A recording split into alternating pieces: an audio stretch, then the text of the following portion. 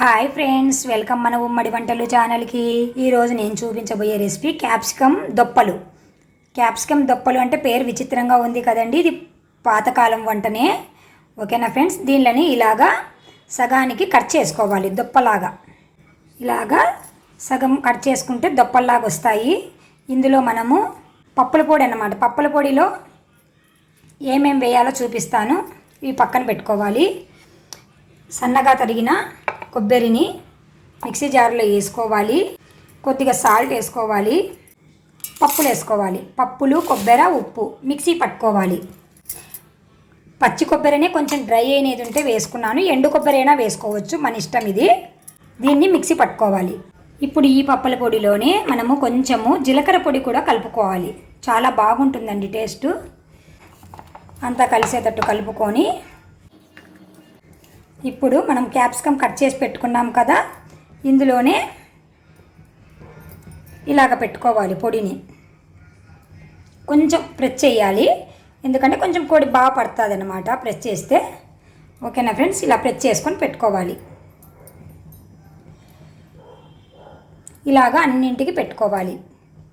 ఇలాగ అన్నింటికి పెట్టుకున్న తర్వాత స్టవ్ వెలిగించుకొని ఒక పెద్ద స్పూన్ ఆయిల్ వేసుకొని పెట్టుకున్నాను. దీనిని ఇలా 1 by 1 ఇలాగ పేర్చుకోవాలి. ఇలాగ పేర్చుకున్నాక దానిపైన మూత పెట్టుకోవాలి.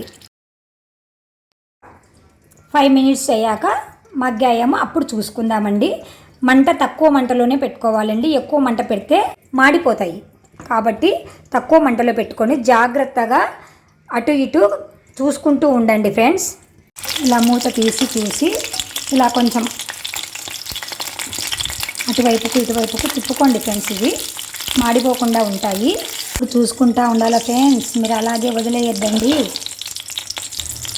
మనకు ఉడికినాయంటే మగ్గినాయంటే మనకు ఒక మంచి స్మెల్ వస్తుంది ఫ్రెండ్స్. ఇప్పుడు స్టార్ట్ అయ్యింది స్మెల్. ఇంకా కొంచెం ఉడకాలి ఫ్రెండ్స్. ఈ కలరు పచ్చ కలర్ పోయి మగ్గిన కలర్ రావాలి. ఒకసారి తీసి చూద్దాం ఫ్రెండ్స్.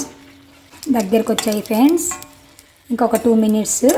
చాలా టేస్టీగా ఉంటాయి ఫ్రెండ్స్, చాలా బాగుంటాయి. తప్పకుండా ట్రై చేయండి ఫ్రెండ్స్. ఈ హాలిడేస్లో పిల్లలకి కొత్త వంటలన్నీ ట్రై చేసి పెడుతూ ఉండండి ఫ్రెండ్స్. మేమిద్దరమే కాబట్టి మేము 2 తీసుకున్నాను నేను. ఓకేనా ఫ్రెండ్స్, ఇంకొంచెం ఉన్నిద్దాము. చాలా టేస్టీగా ఉంటాయి ఫ్రెండ్స్, చాలా బాగుంటాయి. మీరు కూడా ట్రై చేయండి. పప్పు కలుపుకొని అన్నంలో ఇవి మనం నంజుకున్నామంటే చాలా టేస్టీగా ఉంటాయి ఫ్రెండ్స్. చూద్దాం ఫ్రెండ్స్. ఉడికాయి ఫ్రెండ్స్. గ్రీన్ కలర్ కాకుండా ఇలా మగ్గిన కలర్ వస్తాయి. ఇలా మనం చాకుతో కానీ స్పూన్తో కానీ ఇలా అంటే మెత్తగా అవుతాయని ఫ్రెండ్స్.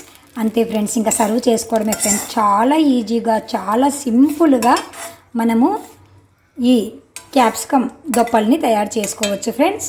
ఓకేనా ఫ్రెండ్స్, తప్పకుండా మీరు కూడా ట్రై చేసి మీకు ఎలా వచ్చాయో కామెంట్ రూపంలో తెలియజేస్తూ ఉండండి ఫ్రెండ్స్. Bye bye friends.